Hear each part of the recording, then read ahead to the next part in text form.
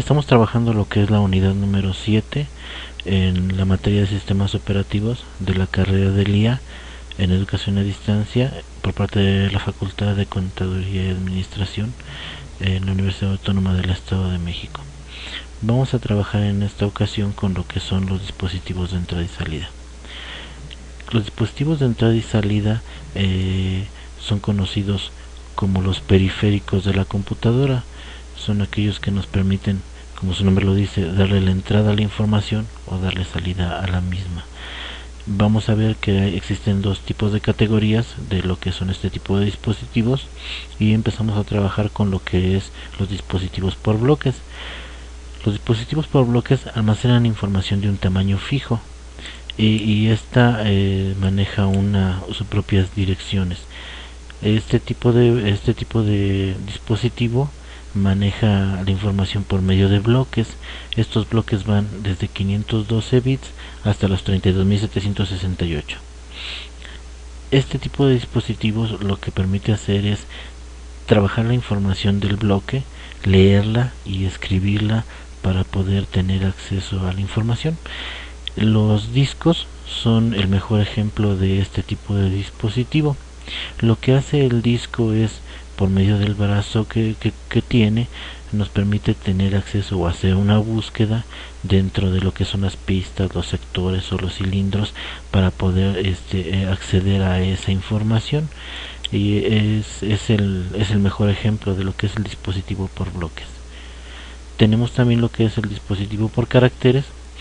Este tipo de dispositivo no maneja lo que son los bloques, simplemente da salida o hace una operación en sí sencilla, no realiza búsquedas y los más utilizados son lo que conocido como las impresoras, los mouse, los plotters, que simplemente ejecutan la operación, simplemente dan salida a la información y no necesitan hacer ningún procesamiento ni no necesitan hacer ninguna búsqueda específica. También estamos trabajando lo que son los controladores de dispositivo, que son las terminales y los discos duros. Los controladores de dispositivos son la parte electrónica de los periféricos. ¿Sí? ¿Qué es en sí? Toda computadora en su interior tiene un concentrado denominado la tarjeta madre o la motherboard. Esta tarjeta tiene unas ciertas conexiones que les denominan las ranuras de expansión. Estas ranuras de expansión lo que permite hacer es poder conectar o poder implementar o poder conectar en ella algún otro dispositivo para que se pueda trabajar. Un ejemplo de esto, bueno, cómo podemos trabajarlo de una manera más sencilla. Supongamos que tenemos una regleta en donde podemos conectar determinados aparatos. En esa regleta yo puedo conectar lo que es tal vez un DVD o una computadora o algún mini componente. Esas serían como las ranuras de expansión. Muchas veces tenemos los controladores de dispositivo, que son esas ranuras de expansión que permiten trabajar lo que es la información en voltajes de lo que es de 5 a 12 volts. Es lo que el dispositivo por lo regular trabaja. Esta información viaja a través de algo que le llaman un bus, que es como un cable, más dicho es un cable en donde lleva las conexiones en la salida para identificar qué tipo de dispositivo es el que se está trabajando y qué tipo de dispositivo es el que se va a ocupar. En algunas ocasiones esta información la puedes trabajar desde la memoria ROM, que es el que puede controlar lo que es este tipo de controladores, perdón la redundancia, o también podemos encontrarlo en un tipo en la memoria aleatoria o la memoria reescribible para poder trabajar este tipo de controladores. Estos pueden trabajar también a través de un chip que ya viene cargado con la información para poder tener acceso a lo que son este tipo de controladores. Tenemos también lo que es el acceso directo a memoria o lo que le llaman la DMA por sus siglas en inglés. Este es ¿qué es lo que hace la DMA? La DMA es aquella que nos permite utilizar determinadas características de los controladores. Es algo así como la parte inteligente que se está utilizando en los equipos modernos, que son las computadoras y los microprocesadores, y es un hardware que nos permite tener acceso a la información sin necesidad de ocupar el CPU. ¿Qué es lo que hace? Permite trabajar lo que es en forma de lectura y escritura por medio de la DMA, lo que es algún tipo de controlador. Lo que hace es no trabaja con el sistema no trabaja en sí con lo que es el CPU, para no restarle importancia, no restarle trabajo a él. Él trabaja con una parte de lo que es la memoria, que casi no se ocupa, para poder transferir información de un dispositivo a otro. ¿Para qué? Para no tener que bloquear al CPU en los trabajos que puede realizar. Entonces, este tipo de memoria es la que se está utilizando actualmente y es la que permite controlar lo que es el trabajo con los dispositivos de entrada y de salida. Tenemos también lo que son los principios en el software de entrada y salida, que son los manejadores de interrupciones, los manejadores de dispositivos, el software independiente de dispositivo y el software para usuarios. Los principios del software de entrada y salida. Los principios del software de entrada y salida en sí, el objetivo general de este software es muy fácil de plantear. En sí lo que hace es maneja una serie de capas. Lo que son las capas inferiores y lo que son las capas superiores. Las capas inferiores manejan todo lo que son las particularidades del hardware, y las capas superiores nos ofrecen una interfaz más atractiva para lo que es el usuario. En sí, estos principios nos muestran a nosotros como usuarios una interfaz en donde nosotros podemos tener acceso a la información de una manera atractiva, y en sí lo que es todo el código y todo lo que son los procesos o los comandos que utiliza este software se encuentran en las capas inferiores, que las capas superiores no permiten que se vean. Tenemos también lo que son los manejadores de interrupciones. Los manejadores de interrupciones son inevitables dentro de lo que es el trabajo con el sistema operativo. En sí lo que hacen los manejadores de interrupciones es darle inicio y final a algún determinado proceso. Cuando yo voy a utilizar algún periférico, digamos una impresora, si yo mando a imprimir algún trabajo, el interruptor comienza a trabajar, inicia lo que es el proceso de la impresión, y una vez concluido interrumpe lo que es el trabajo con lo que es el mandato de la impresora, con lo que es el acceso a dicha impresora para poder realizar ese trabajo. Tenemos también lo que son los controladores de dispositivos. Los controladores de dispositivos en sí son aquellos que tienen los códigos de los dispositivos para poder controlarlos. Este tipo de controladores, ¿qué es lo que hace? Existe un término que es el denominado los IRQs. ¿Qué es el IRQ? Son los registros de los valores de lo que son las interrupciones. Cada uno de los dispositivos o de los periféricos que se trabajan tiene una cierta clave o un cierto código. Los IRQs lo que permiten hacer es tener como switch que permiten identificar ese código que es el que se está trabajando para poder darle inicio a algún determinado dispositivo. Pongamos algo así como un ejemplo. Si yo tuviera unos interruptores como los interruptores de luz, de encendido y apagado, los controladores de los dispositivos lo que hacen es eso. Cuando yo entro a una habitación y quiero buscar algo que yo tengo en esa habitación, prendo la luz, enciendo el interruptor. Una vez que concluyo mi trabajo ahí, apago el interruptor. Es algo así. Los IRQ son los interruptores que nos permiten tener el acceso a un determinado dispositivo dentro de la computadora. También tenemos lo que es el software de entrada y salida independiente del dispositivo. ¿Qué es esto?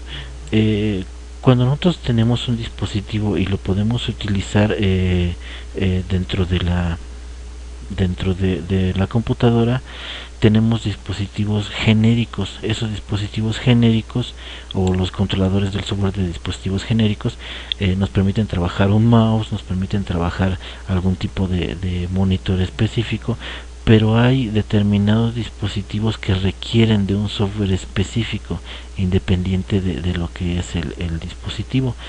Llamamos así como si fueran como las cámaras de video, que ya vienen con sus discos en donde viene el software que permite controlar lo que es ese dispositivo específicamente, para que ese software contiene las especificaciones claras y precisas para poder trabajar ese tipo de dispositivo. Tenemos también lo que es el software para usuarios. El software para usuarios, esto empezó a trabajarse a partir de lo que era Windows 95. Este software lo que permite hacer es que los controladores de las entradas y salidas se manejan directamente ya en el sistema operativo, y esto lo maneja o tiene su trabajo en bibliotecas que están enlazadas a los programas del usuario. ¿Qué es lo que pasa?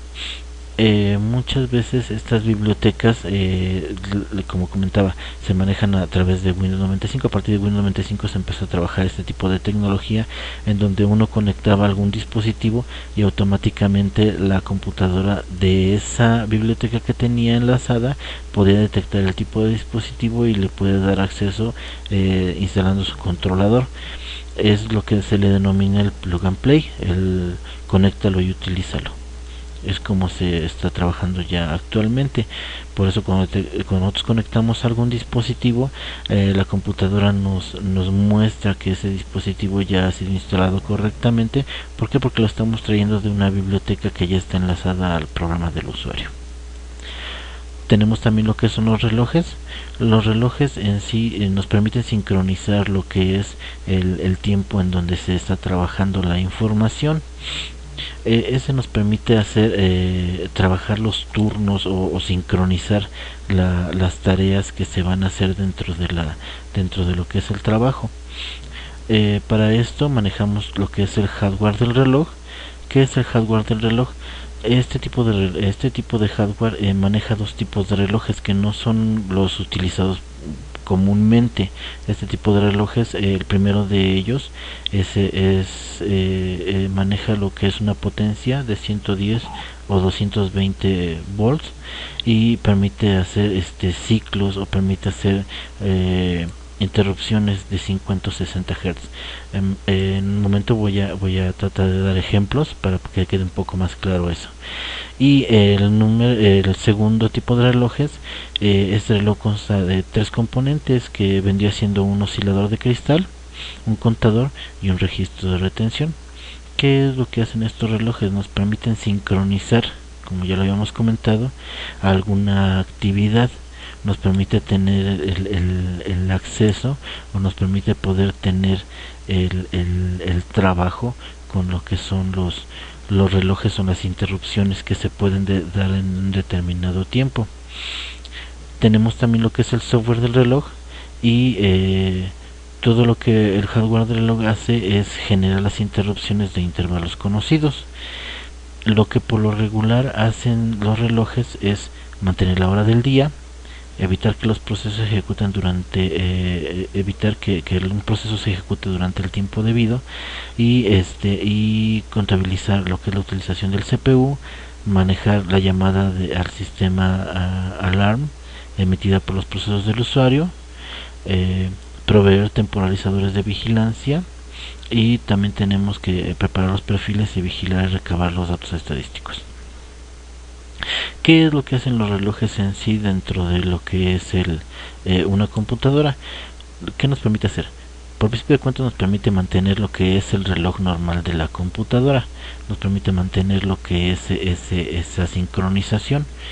También nosotros cuando mandamos a imprimir un determinado trabajo, él permite darle un tiempo para que no se exceda de lo que es la sincronización de lo que es la emisión de esa información, para darle la salida.